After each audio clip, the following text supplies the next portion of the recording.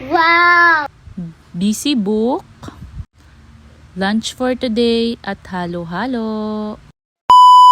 Hello mga person, tara samahan nyo kami sa aming buong araw. Ngayon nga ay Holy Thursday at ito ang ganap namin sa umaga. Pagising nga na anak ko, maya-maya sabi niya ay gutom daw siya and sabi niya, Mommy, I want pancake.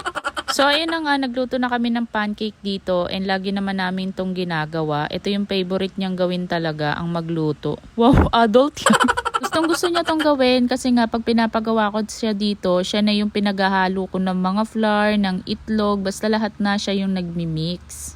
Tapos siya na din yung naglalagay dito sa may pancake molder. O yan, dyan kami nagluluto. Pero itong last kasi ako na yung nagsalin. Kada nga magsasalang kami at ayan nagbibilang talaga siya ng hanggang 20. 9, 10, 11. 11, 12, 13, 14, 15, 16, 20. We're still cooking. Kasi alam niya pagka nakabilang na siya ng 20 ay tapos na yung niluluto namin. Sabi ko kumuha lang muna siya ng isa pero ayan dumadakot pa. Pagkatapos ko nga magluto ng pancake, ito naman yung tira naming sinigang sa miso na maya-maya. Ito na lang yung ininit ko para sa lunch namin kasi nga sobrang dami pang natira. So ayan na nga mga person, so habang iniinit ko nga yung aming ulam at kumakain naman si Sandria ng pancake niya, naisipan ko naman tapusin tong ginawa ko kagabi.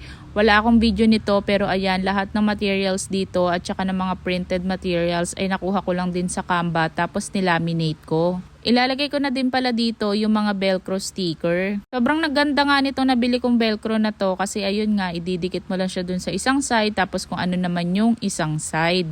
Nagkamali pa nga ako dito kasi yung una kong nalagay dun sa may pinaka folder ay yung parang makinis na part. So ayan, binabakbak ko na naman siya. Sobrang dikit nga nito, tingnan nyo naman.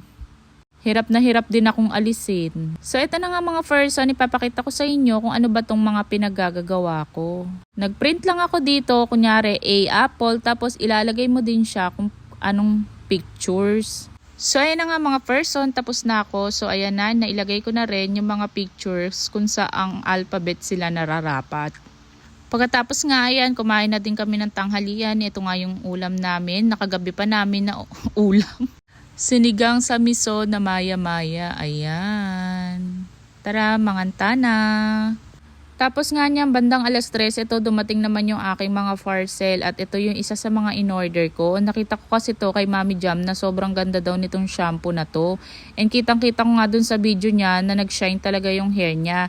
Ito pa yung isa sa mga order ko, yung lalagyan ng clip. Sobrang gaganda. Sobrang ganda nga niyan. Sobrang dami pa ring bakante. Kaya ayan, magche-checkout na naman tayo ng mga ipit.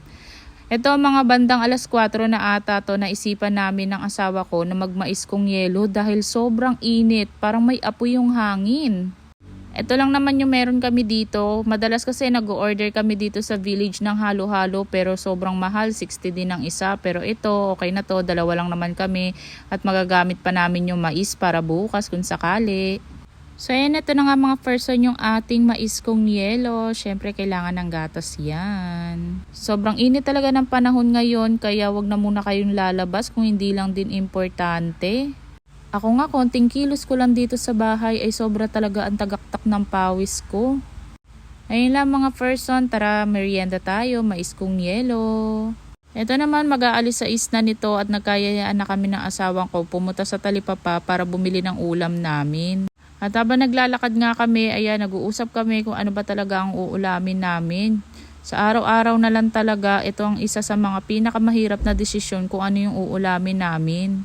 Kaya ayan, may nakita kaming tulingan dun sa may Talipapa at ako naman naisipan kong maggisa ng kangkong with oyster sauce kasi nakita ko lang din to sa isang mamis natin dito. 6:00 na nga nito kaya ayan, nanunood-nood na din ako ng Kapinpin Brothers vlog. Ito nga pala yung special kay Kalo na kaibigan niya yung title. Alam nyo ba sa halagang 50 pesos ay may pang-ulam na tayo? Itong kangkong na nabili ko, 2 tali at 20 pesos na yun.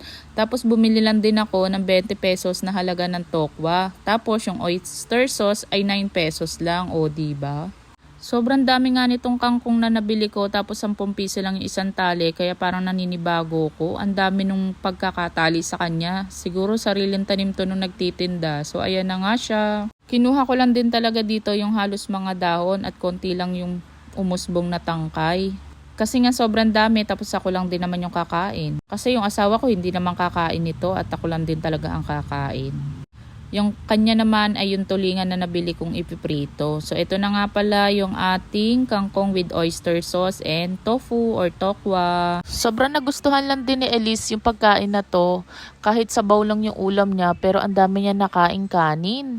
Pupunta na sana ako sa kwarto pero ayan kumatok yung kapatid ko dahil dala-dala niya na yung swimming pool na pinapadala ko sa kanya dito. Hinirap niya kasi yung swimming pool namin at ayan sabi ko assemble niya na. Umaga pa lang nagchat-chat na kami pero talaga naman sobrang daming dahilan.